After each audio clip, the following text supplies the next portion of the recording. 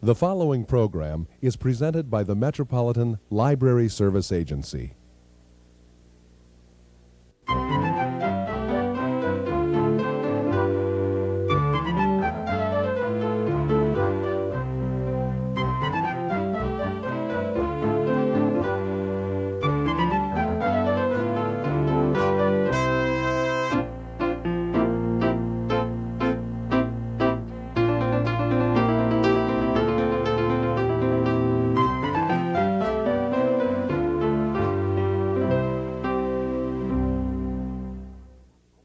Hello, welcome to All About Kids, a program focusing on the interests of children and young people and some of the issues affecting them.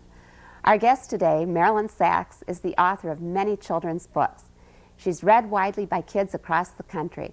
She'll be talking about these books and her ideas about children's literature with Karen Hoyle, Curator and Director of the Children's Literature Research Collection at the University of Minnesota. Marilyn, we're surrounded by your books here, and these certainly didn't come out of thin air. You must have been a reader when you were a child. Well, I think you can't really be a writer without being a reader. I think one is the other side of the coin, and I did want to be a nurse at first. As a matter of fact, my first piece of writing was done in the first grade. Now, you probably can guess that I'm from New York City. But the teacher had asked us all to write a composition, that's what it was called, on what we wanted to be when we grew up. And I said I wanted to be a nurse. And I said, the way you become a nurse is that you go into the street and you find somebody dead. And you cut them up in thousands of pieces. And then if you can put all the pieces back together again in the right place, you can be a nurse. And I said I planned on doing that, and that I thought my mother would be very proud of me. Now, bear in mind that this took place during the Depression. They called it a depression in those days. And there were a lot of homeless people, and children did see people living on park benches. But the amazing thing is that my teacher only wrote one comment on the top of the paper. She didn't say, no, that's not the way you become a nurse. All she said was, start all your sentences with capitals. So I think sometimes maybe she thought that was the way you become a nurse too. But at any rate, after I gave up all ideas of becoming a nurse, I discovered reading. And as soon as I discovered reading, then there was only one possible profession, and it had to be writing. And where did you do your reading? I was hoping you were going to ask that question because I come from a very poor family. We lived on a street in the Bronx where nobody had any money. That was the one thing they all had in common, otherwise everybody was different. And we lived in tall apartment houses. They were all about 4 or 5 stories high. There were no trees on the streets, no birds, no babbling brooks. And the one wonderful thing that we had was the public library.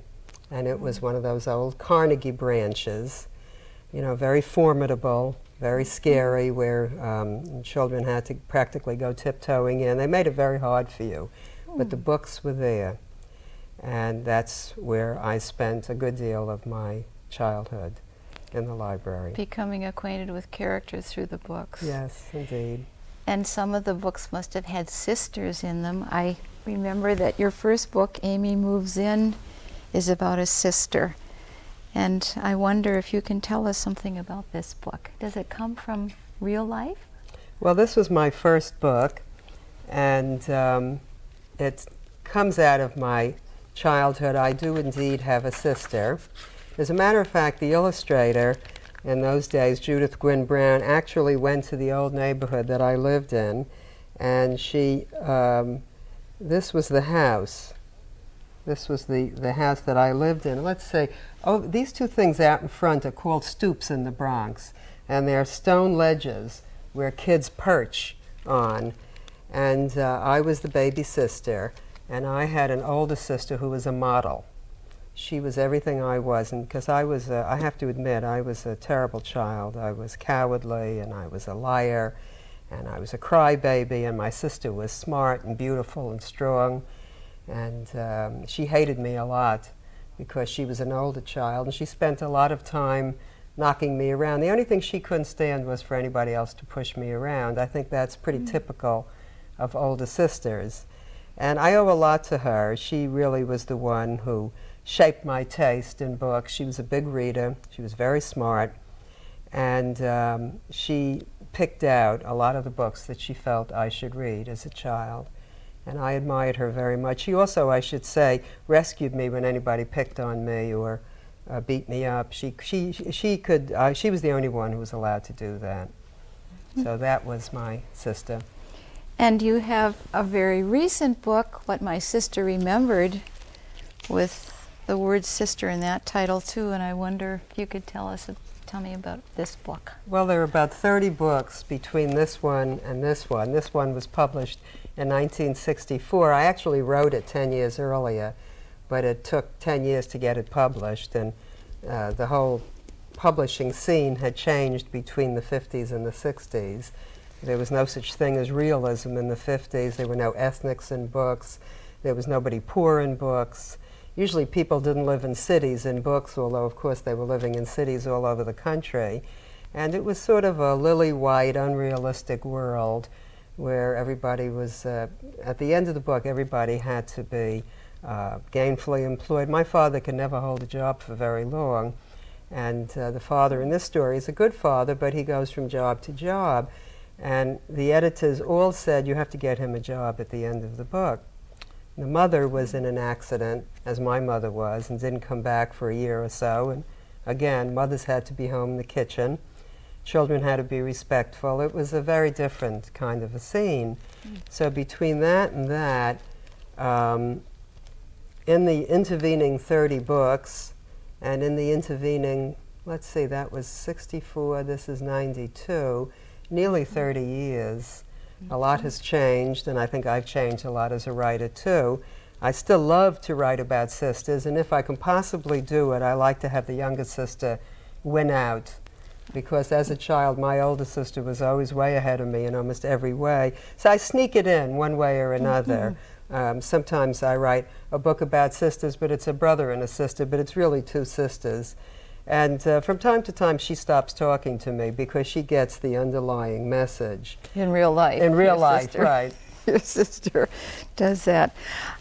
I was interested in one of the books in between, which is the big book of peace, and I know you had a major role in this, and I thought it would be great to hear a little more about.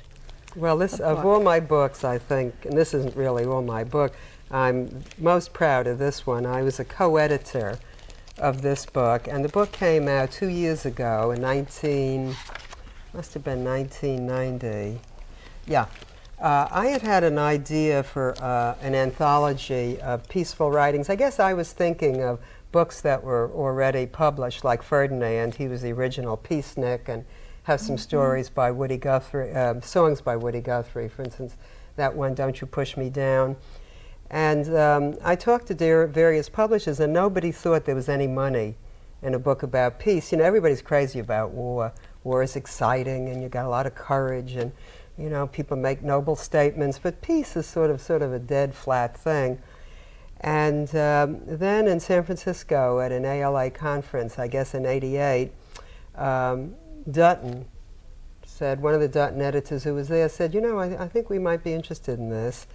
And then they let me be a co-editor because it was my idea, but most of the really brilliant work was done by Ann Durrell, who knows how to get people to do what she wants. And she managed to assemble, well, we all wrote letters to whole bunches of people, and we assembled this amazing group. Well, of course, everybody knows that that's one of the wild things of Maurice Sendak.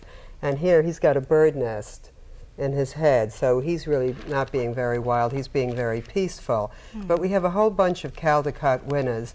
I wrote a story called I Was There, and Mark Simont illustrated it. He was another Caldecott winner. You have the Dillons, who did this beautiful, beautiful illustration. So the book is full of all sorts of exciting and wonderful things. The amazing thing about this book is that all of the contributors, all of the authors and all of the illustrators agreed to give up their share of the royalties, and we picked 5 peace organizations, Amnesty International, the Carter Center, Greenpeace, St. Freeze, and a small outfit called the Lion and the Lamb Peace Arts Center. And we decided we'd give all our money to that organization. Now, Dutton, in a weak moment, said, well, we'll match you. And they figured the book would sell about 25,000 copies. Now, mind you, the book came out just as the Persian Gulf explosion occurred.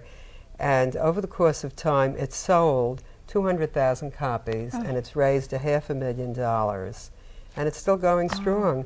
And I think that everybody really wants peace. I think we're maybe beginning to think of ways that we can achieve it. I sure hope so. Oh, what a wonderful story and what a beautiful book that's doing so well. Yes. That's very nice. I have heard that you are a Jane Austen fan and that you read adult books as well as books for children and young people.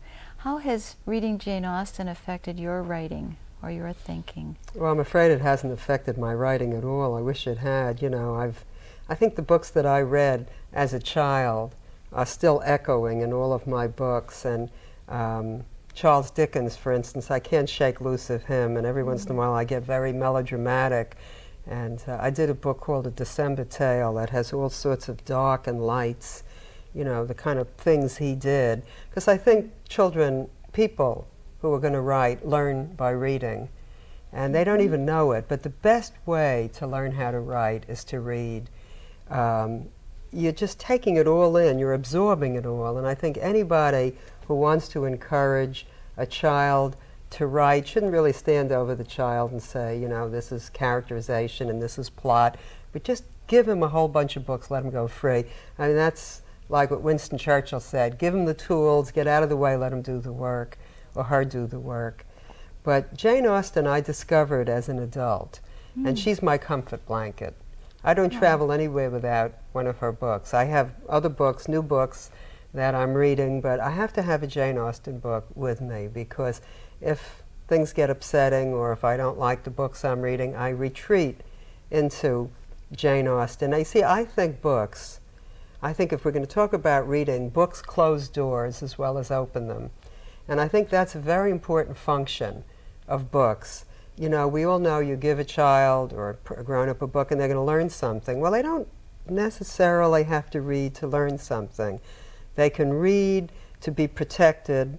They can read to have a place to go if they don't like the world at the moment. And that's what Jane Austen does for me. I mean, I read her over and over again, and I hope that some of that graceful style and some of that ironic humor and some of that splendid characterization will rub off on me. Once in a while, I get a character who sounds a little bit like somebody in Jane Austen. And it's usually not anybody that anyone will be able to pick up. But, for instance, the mother in Pride and Prejudice, Mrs. Bennet, is trying to marry her 5 daughters. And she has this big feast. She's trying to attract 2 of the young men. And she says when it's all over, well, girls, what think you of the day? And I did a story about Jewish immigrants at the turn of the century. And one of the women in the story is trying to marry off her sister-in-law, and she gives a dinner. And she says, after it's over, well, how do you think things worked out? Well, I mean, that's a direct line. It doesn't sound like it is, but it really is. You mentioned having haunted the libraries as a child, and you were at one time a children's librarian. Yes, I worked in the Brooklyn Public Library in the days when New York libraries had money, and we felt a great sense of social responsibility. And I think other libraries, from what I understand, the libraries here in Minnesota, many of them are doing the same thing. We had a very strong sense of outreach, but we didn't call it that in those days. I think we just said that children had to learn how to read, and we worked in many deprived areas. I remember I went to library school at Columbia, and one of the sort of esoteric teachers that we had stood up there, and he said, one of the commandments of library service is thou shalt not how did he put, thou shalt not lure people into the library with comic books and think that they're going to go out reading Plato. Well, the Brooklyn Public Library didn't believe that stuff. It didn't matter. We lured people into the library. We dragged children in. We went out into the parks and the playgrounds. And, you know, we dodged bicycles and we told stories in housing projects. We went into hospitals. I was on a bookmobile for a year. And we went into you wouldn't think that Brooklyn needed a bookmobile, but we went into any area where people didn't have library service that they could walk to within a mile. Oh, wonderful. We had neighborhood stops, we had school stops, we had housing project stops. There were 6 of us on that, six people on a bookmobile. I was the children's librarian. There was well, she wasn't the branch librarian, but she was the librarian in charge. There was another adult librarian. That's 3. There was the driver and 2 clerks. And we circulated about 500 books a day. And we learned a lot. We got sick a lot. And that was the year that the Brooklyn Dodgers were in the World Series, because the staff was a little bit distracted that year, that summer, as I remember. Baseball has been of interest to you, hasn't it? In fact, a passion. And I know that you wrote a book. Well, I'll tell you, my father, I grew up in New York. My father was a dyed-in-the-wool Yankee fan. And we didn't have any money, so he couldn't go to the games. But during the World Series, he'd get sick. He'd get sick usually for 7 or 8 days, however long it took for the series to run, and he'd listen to the games on the radio.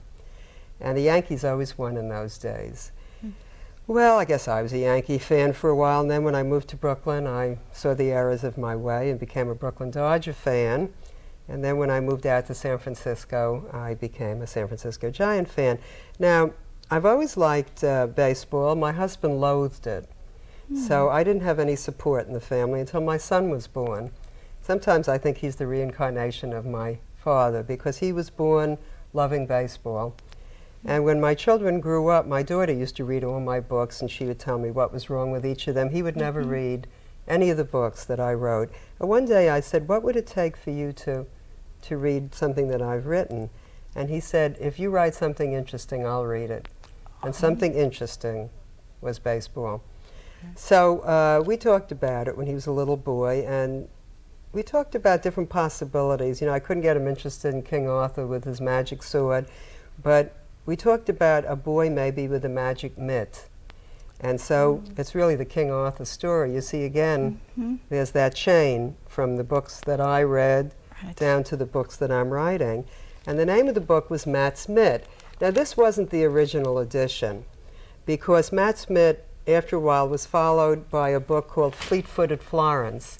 And that was about Matt's daughter, Florence, who also became a baseball star. Now, I just have to tell you one thing about this book. My son he's married now, but when he became engaged, there was an illustration in this book that I decided I would buy from the illustrator and give to him and his fiancée at that time as an engagement present. And it's this illustration. In this illustration, Fleet-Footed Florence is marrying another baseball player underneath raised baseball bats. I think that's the way he would have liked to have been married, but I think his fiancée decided there are better ways. But at any rate, he did read the book, and he did advise me, and so the book is dedicated for baseball nuts everywhere, and especially for my son, Paul. That's nice, and that's illustrated by Charles Robinson. Well, it was originally, the original illustration was by Hilary Knight, but that book went out of print. You know, a book goes out of print, it's like a child dies. Oh, I'm sure when you've given birth and struggled with that book. I know that your daughter illustrated one of your books. Yes, she Dory's did. book. See if we can find this Dory's book. And how was that arranged? Well, usually if I write a sad book, I like to write a funny book. And I had written A Pocket Full of Seeds, which is a book about the Holocaust, and it was a very hard book. And then I thought I'd write a funny book. And I thought, what's funnier than writing a book about an only child whose parents have triplets? Well, I thought that was pretty funny. Actually, I get a lot of letters from children, and they don't think that's funny. If you're an only child and one of your parents has another kid, it is not funny. And, I have some delicious letters from children. There's one girl who has written to me over the years, and she has sent me pictures of her little brother. And he gets worse and worse, she says. She says, he's like what did she say? He's like an American Express card. I can't leave home without him. But at any rate, I interviewed different families with triplets. I interviewed 2 families with triplets. And one family said it was the best thing that ever happened to them, and the other family said it was the worst. And then I wrote the book, and the book is written in the I person. It's supposed to be written from the point of view of the girl whose parents have the children. So she's 11. So we needed somebody who drew like an 11-year-old, and none of the artists, the good artists, could do that. Right. Well, my daughter at that time was 17, and she was a high school senior, I guess. And she always drew like an 11-year-old. I think she was drawn, she was born drawing like an 11-year-old, which wasn't very good. And so she got the job.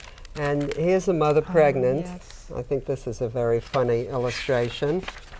And actually, I posed for this with a pillow. And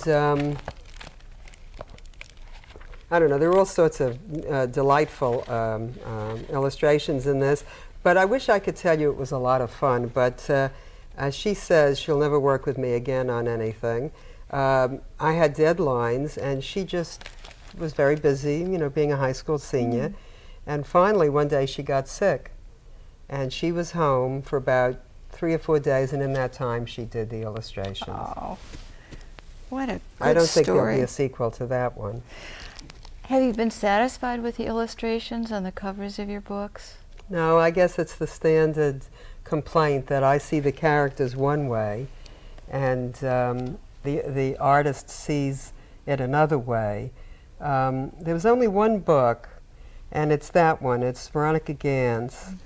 You see, after a while, I stopped illustrating books for this middle group, and this was still during the time that you had illustrations.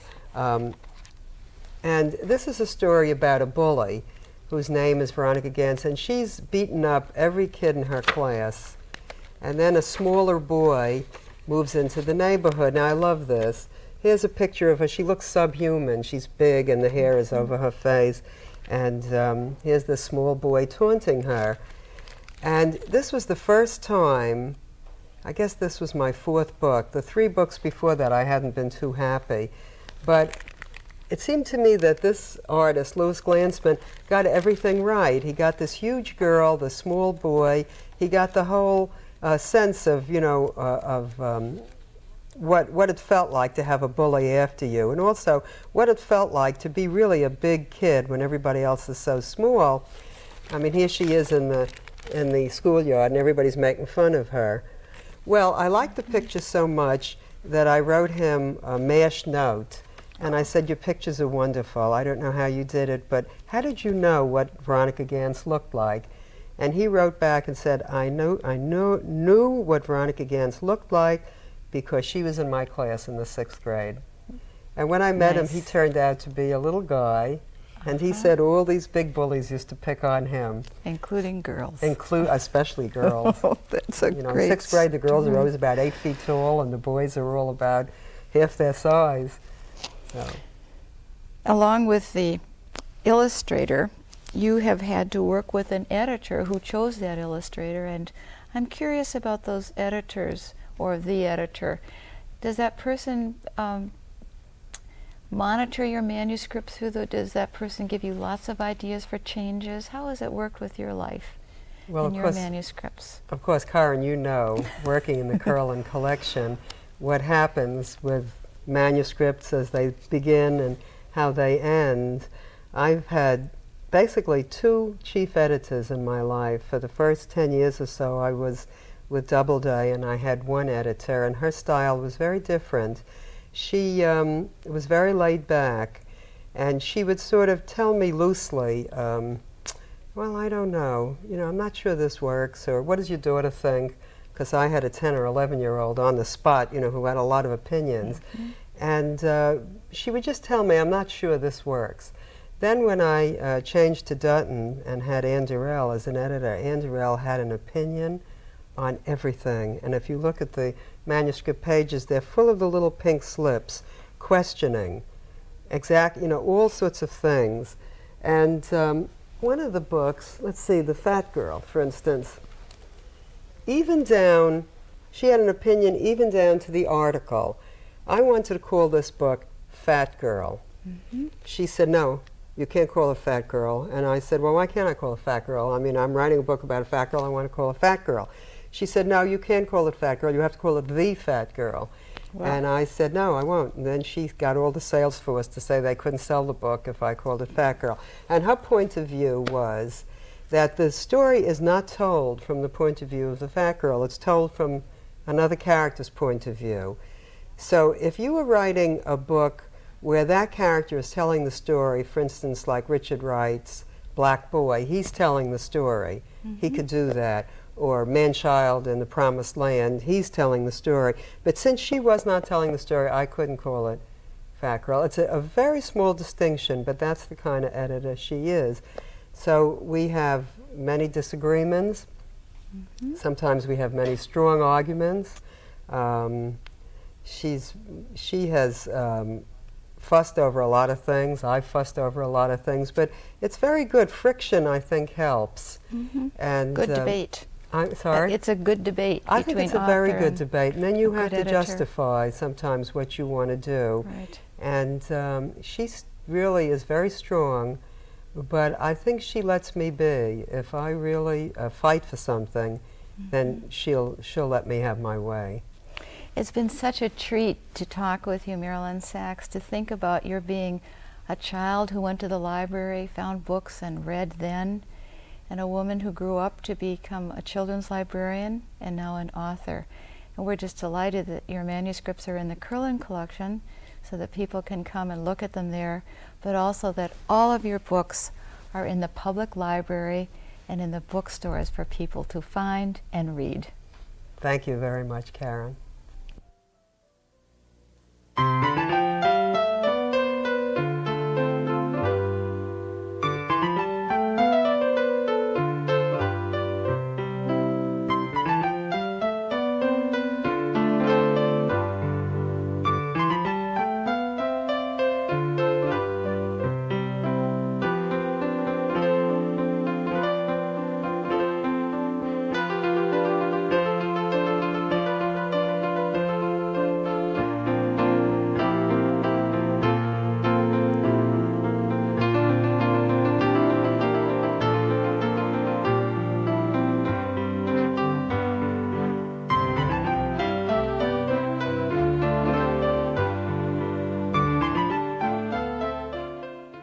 As a children's services librarian, I know how children respond to Marilyn Sachs books. They love them. Thank you, Marilyn Sachs. Thank you, Karen Hoyle. Thanks to all of you for joining us in All About Kids. Please tune in again.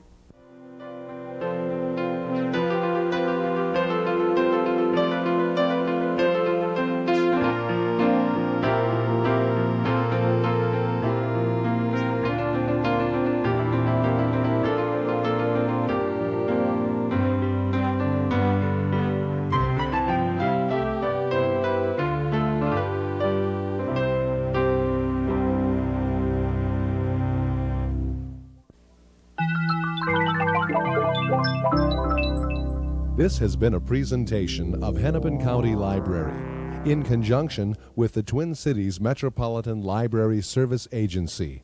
We thank you for watching, and we hope you visit your public library often.